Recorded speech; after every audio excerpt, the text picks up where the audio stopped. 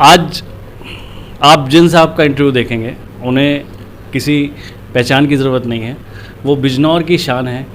और अगर हम बात करें 2000 लगभग 2010 सन 2000 से लगातार जो नॉर्मल जो पेशेंट होते हैं, गरीबों के मसीहा भी कहा जाता है, डॉक्टर बीरबल साहब जो चेयरपर्सन हैं यहाँ पे बिजनौर में, उनके पति हैं। तो अब जैसे बिजनौर के चेयरमैन हैं और किस तरह से क्या क्या चीज़ें सामने आ रही हैं जो फेस करनी पड़ रही है, अंकल वो कौन सी चीज़ें हैं जो आपको फेस करनी पड़ रही है? देखिए, जो नगर पालिका हमारा एक बहुत ही महत्वपूर्ण अंग है हमारे प्रशासनिक सिस्टम का, और इसके एक तरह से हम इसको सरकार की, जैसे केंद्र की सरकार है, प्रदेश की सरकार है, ऐसे स्थानीय निकाय में जो मूलभूत समस्याएं हैं नागरिकों की नगरीय क्षेत्र में, उनको एड्रेस करने के लिए, उनको हल करने के लिए इनका गठन किया गया था। मूलभूत आवश्यकताएं क्या हैं?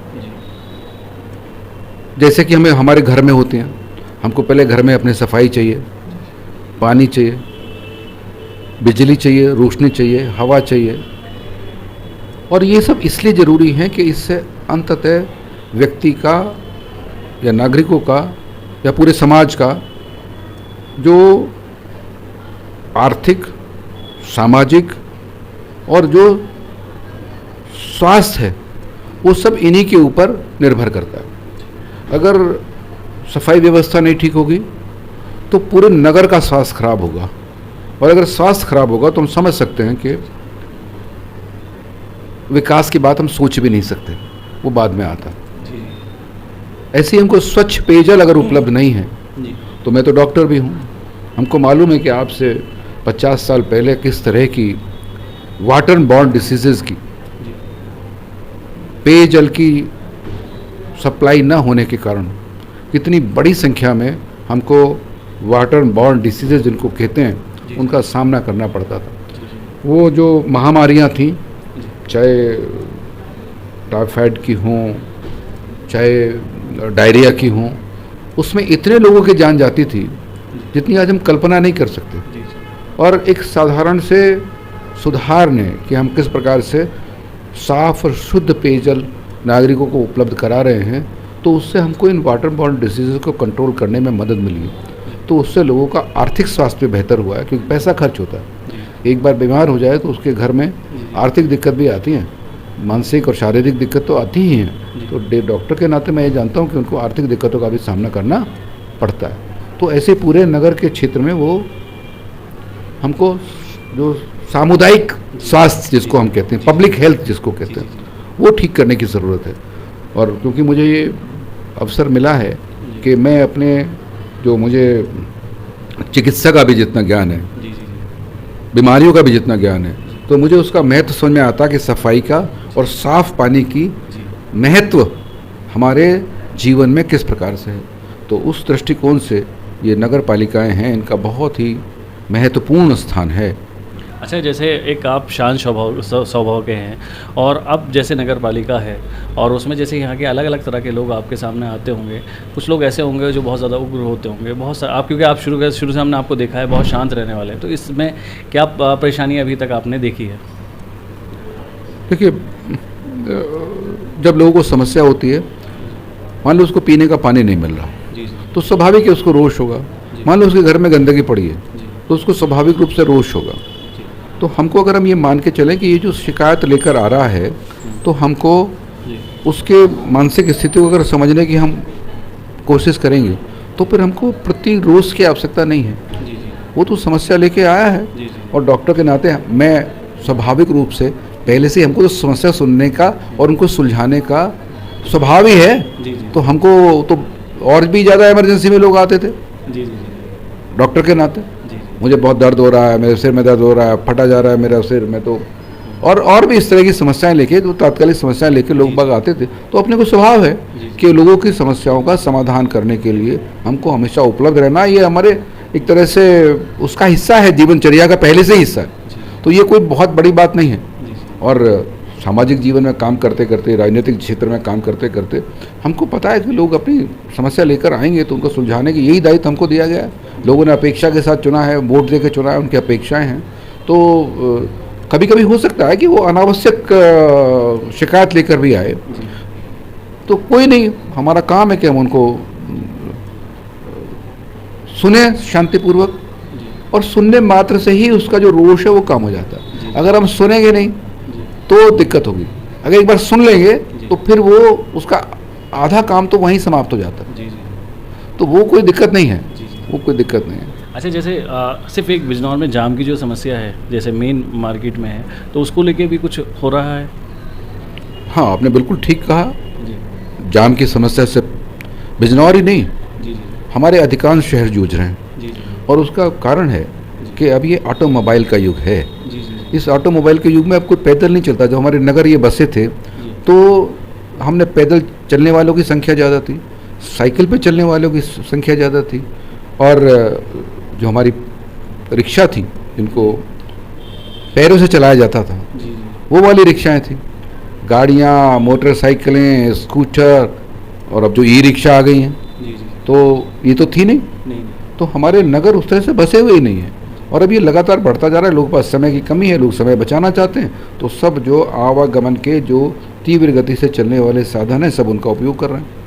तो इस कारण से ये समस्या है। इसका एक दूसरा पहलू भी है कि जो ज़्यादातर हमारे अतिक्रमण एक दूसरा पहलू, लोगों के एनक्रोचमेंट भी एक बड़ा कारण है इसके लिए। बाज़ारों में हमारे जितने दुकानदार भाई हैं उन्होंने अपने व्यापार को, भ्रम है उनको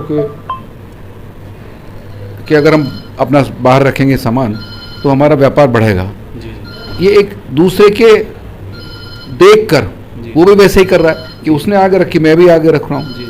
इस कारण से हमारे बाज़ारों में जो मुख्य सड़क भी हैं, कई बार मुख्य बाज़ार भी हैं, वहाँ भी ट्रैफिक जाम की समस्या है, और उसके निस्तारण के लिए 2-3 चीज़ों की आवश्यकता है।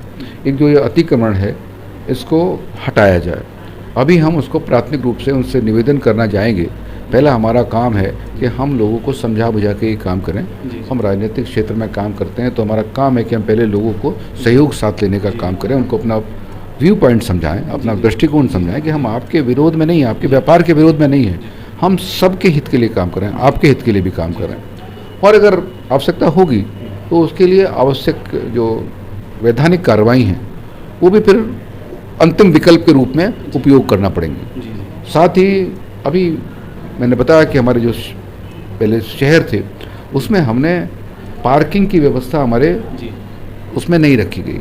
हमारे जो शहर बसे वो एक तरह से टाउन प्लानिंग नाम की चीज़ नहीं थी, इसको टाउन प्लानिंग कहते हैं, जितने हमारे पुराने शहर हैं। हमारा बिजनौर भी उनमें से एक है। तो इस कारण से हमको जब भी लोगों ने मार्केट खड़े कर दिए, पर जन सुविधाओं के नाम पे, जन सुविधाओं में पार्किंग भी जन सुविधाओं में एक है, शौचालय की व्यवस्था भी जन सुविधाओं में एक है, पीने के पानी उपलब्ध कराना भी जन सुविधाओं में एक है।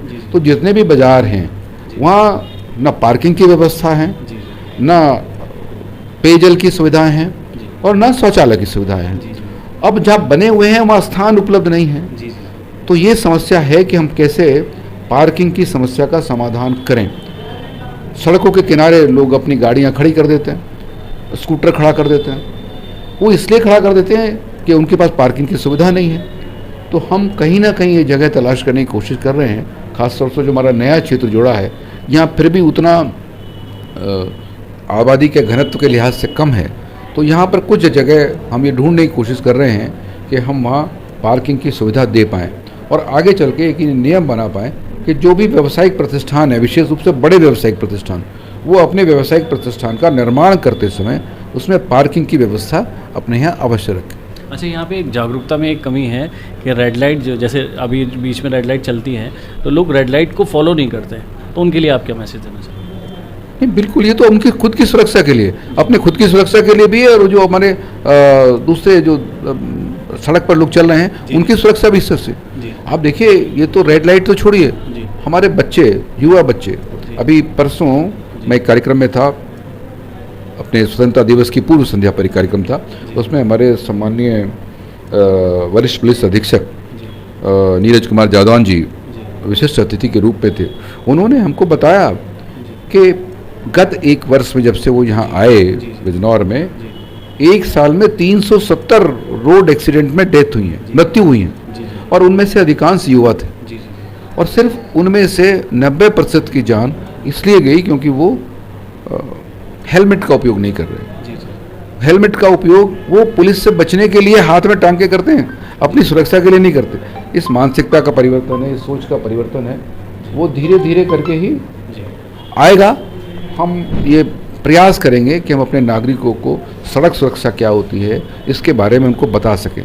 इसका महत्व उन्हीं के लिए अभी सरकार की तरफ से भी निर्देश है कि हम अलग अलग मोहल्लों में कुछ समितियां गठित करें और उन समितियों के माध्यम से हम लोगों को जो उनके जो अधिकार हैं उसके साथ साथ उनके कर्तव्यों का भी भान करा सकें और हमको उनके सहयोग भी मिल सके इन बहुत सारी चीज़ों में जिनकी चर्चा आपने की है कि उनका समाधान हम क्योंकि कम्युनिटी के स्तर पर ही कर सकते हैं, तो उनका समाधान हम उनको साथ लेकर करें, ये प्रयास हमारा रहेगा। और इसमें हम खाली हमारे 32 सभासद हैं, उनके सहयोग के साथ साथ जो और हमारे नागरिक हैं बिजनौर शहर के, हम उनका भी सहयोग इसमें लेंगे। हम हर वार्ड में कुछ समितियां गठित करने का काम करेंगे, उनकी नियमित उनसे मिलने का भी प्रयास हम लोग करेंगे, जिससे कि हम इन सब समस्याओं के बारे में लोगों से चर्चा करके और किस प्रकार से एक उचित समाधान जिससे लोगों को भी बहुत कष्ट ना हो, ऐसा समाधान निकालने का हम प्रयास करेंगे। का भी भान हम सब मिलकर करेंगे तो हमारा जो नगर है वो जैसी कल्पना हम सोचते हैं कि ऐसा होना चाहिए वैसा निश्चित रूप से अगले 5 साल में हम बनाने का काम करेंगे। आप बहुत कुछ सीखने का मिलेगा आज आपसे। तो बस मैं छोटा सा चैनल है, बस आपका बहुत बहुत धन्यवाद। आपके लिए बहुत बहुत शुभकामनाएं। आपका चैनल बड़ा चैनल बने, आप और आगे बढ़ें, इस कामना के साथ आपका बहुत बहुत धन्यवाद।